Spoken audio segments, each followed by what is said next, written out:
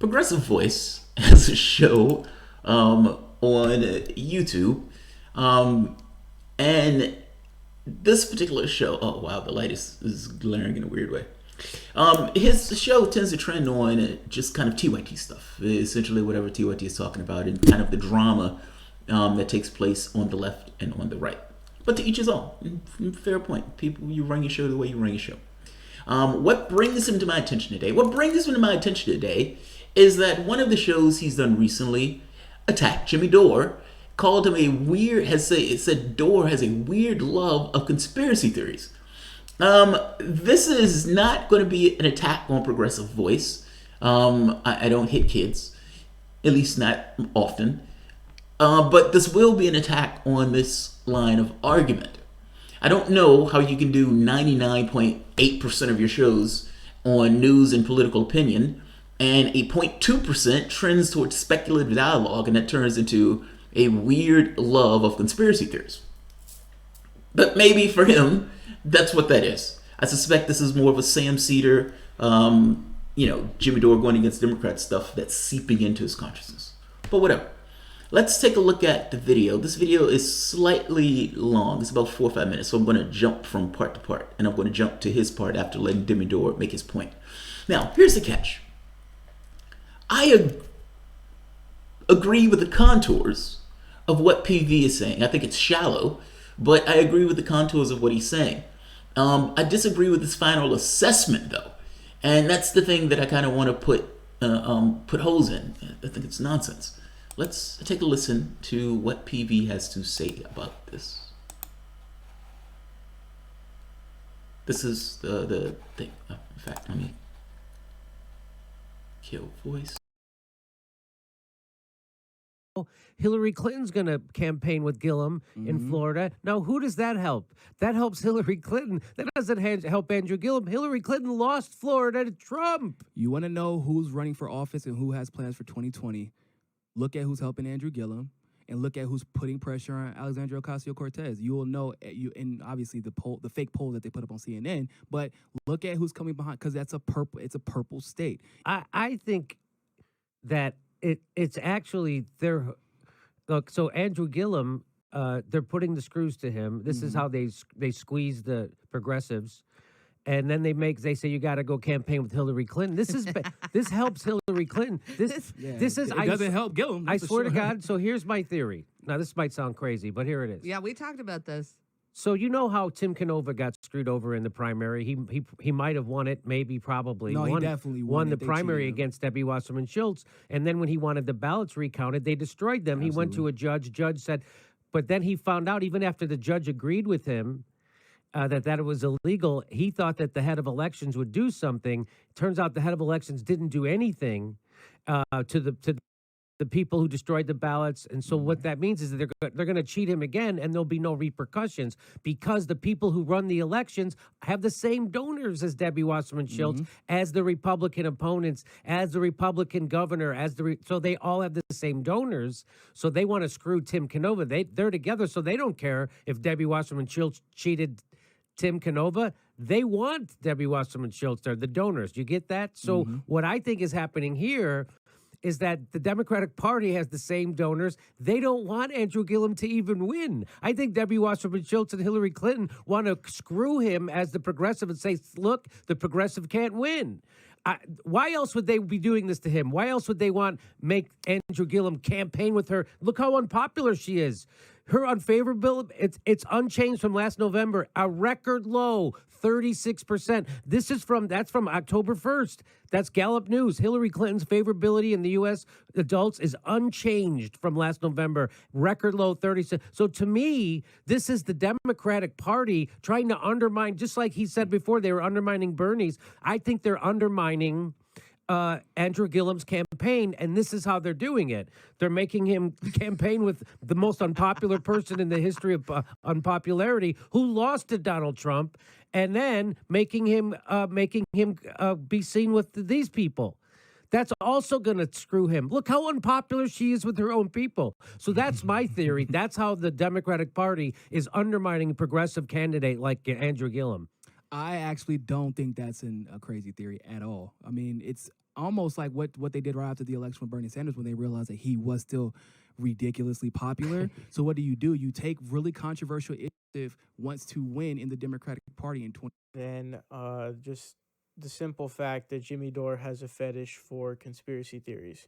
And I don't know why way to win in the Democratic Party in 20. Yeah, so there really is no other way to put it than just the simple fact that Jimmy Dore has a fetish for conspiracy theories. There is no other way to put it. Zero other way to put it. Jimmy Dore has a fetish for conspiracy theories. My camera is acting up, so forgive me. Is it possible?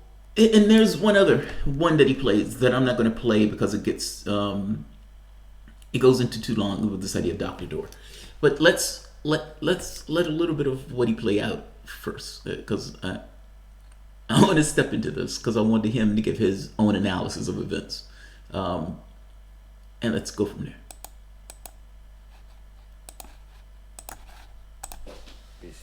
And I don't know why that is. It's really weird, but this one is a really dumb one that I really don't understand, even in the slightest. So, Jimmy's theory here is that the reason for Demon Wasserman Schultz and Hillary Clinton and Cory Booker campaigning with Andrew Gillum is not because they believe that Andrew Gillum will win with their aid and with their help, but rather that those people want, Demon Wasserman Schultz and Hillary Clinton and all the other people, they all want Andrew Gillum to lose because then it'll make an overarching point about how progressivism will not function or it will not succeed in being elected. That is one of the craziest things I've ever heard in my entire life. And it just totally, it's this really weird, like, 12-dimension chess where it's like, oh yeah, we're not going to campaign with this guy because we think that we're going to aid him to win, but rather we're going to go out of our way to campaign with this person. We're going to have someone who makes rare appearances in the public spotlight, come out of essentially the woodwork in a sense, and to endorse and campaign with Andrew Gillum, not because, they believe that they're going to win, but rather because they think that that'll make his election lose. That's what they believe, and that they're doing it for the purpose of basically dismantling progressivism and trying to spite progressives in elections. That's pretty crazy. I don't even really know where to begin with that.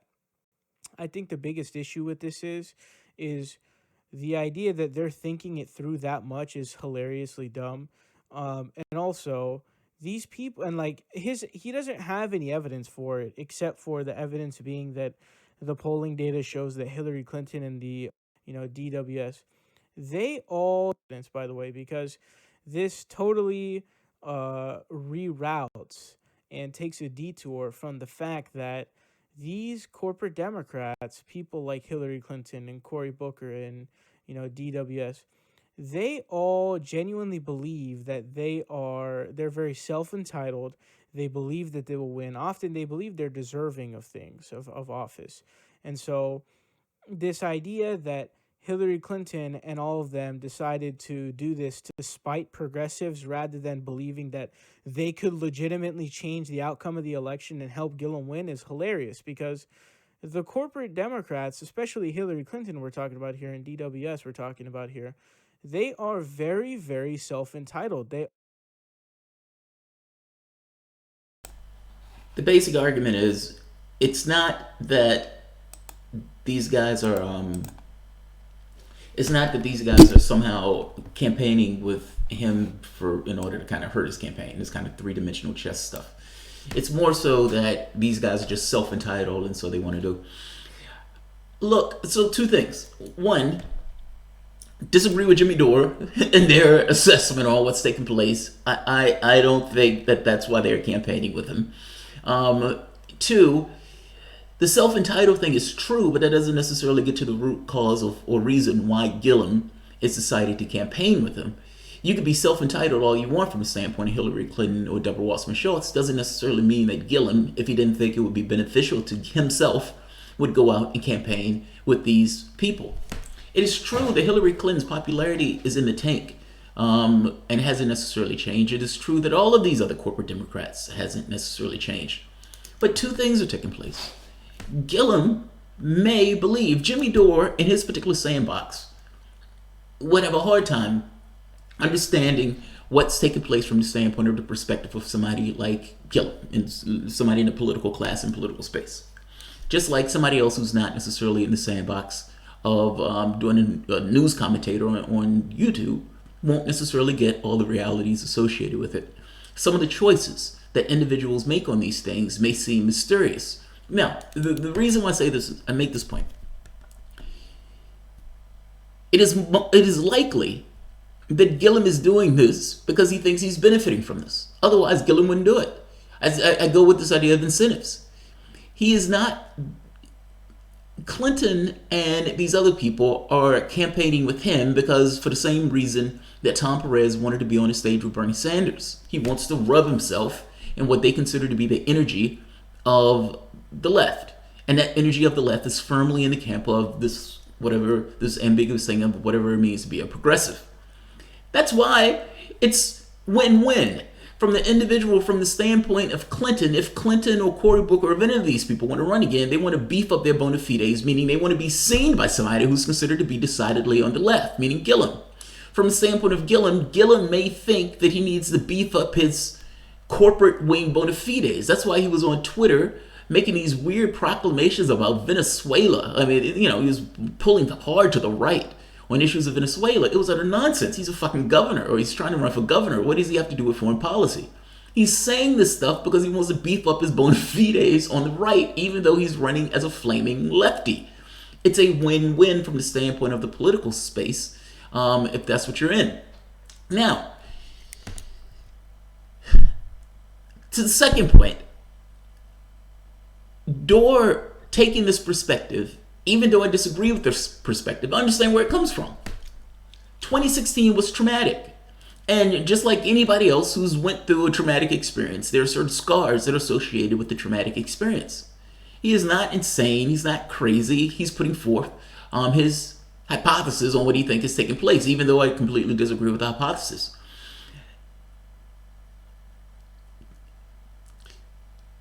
Your candidate was cheated. Brazenly, openly cheated. From the Tim Canova thing, Tim Canova tried to get the ballots recounted, just like Jimmy Dore said. And they didn't do it. The judge ruled that it was improper, it was illegal, and nobody did anything about it.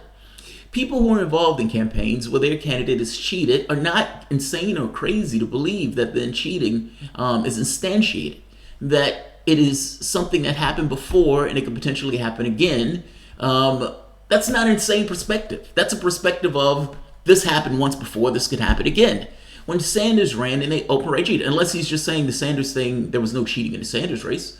When that took place and it was open and brazen, they were shutting down polling locations in various places. They were using voting suppression techniques that Republican Party tends to use against Democrats. And they were doing it openly and brazenly in the primary way, looking into the camera saying, this is fair, this is impartial, and if anybody is saying anything of the such, you're just wrong, and you're a rebel rouser and all this other stuff. That happened! That happened in 2016. That was just a few years ago. Pretending that didn't happen is utter lunacy. Now, for somebody to live through that and dealing with another primary or dealing with another political space, I'm missing how it's insane or crazy to say, okay, it's possible that they're doing this in order to kind of screw the person over, even though I think it's a large or long shorter run or a bit of a big plank to jump off. I disagree with the analysis, but I don't necessarily think it's lunacy. I just think it's wrong. Now, my point here is not so much the full disagreement with PV and his saying that this analysis is wrong. I don't even disagree with his criticism of Dore on this. Like I said, I think it's a bit shallow. I think it goes further than the way he puts it. But Whatever. Fair enough. My issue here is the phrasing of this. The only conclusion you can come to is that Jimmy Dore has a weird fetish for conspiracy theories. How is 99.8% of your content, news, and political opinion all based and grounded in reality, with a small percentage where he's, pulling it out of his ass to some degree? I'm missing how that equates to a weird love of conspiracy theories. That is nonsense.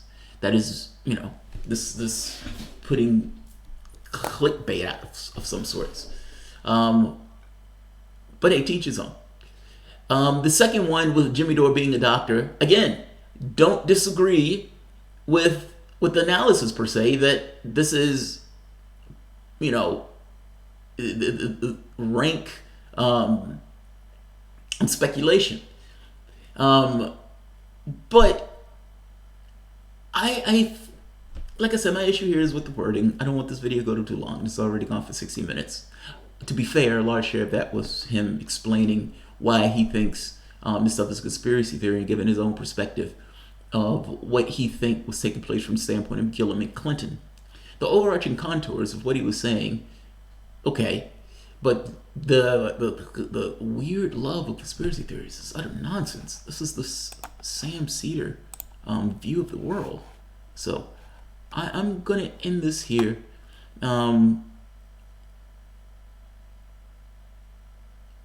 Let's see who's here. Jamal, I left a comment under the video that you're going over. Progressive Voice Fellow is my view, known for sensationalism in some way, like bringing light to online argument. I left a comment in that video that you're going over. The Progressive Voice Fellow is, in my view, the kind of known for, sensationalism in some way, like bringing light in online argument. I see.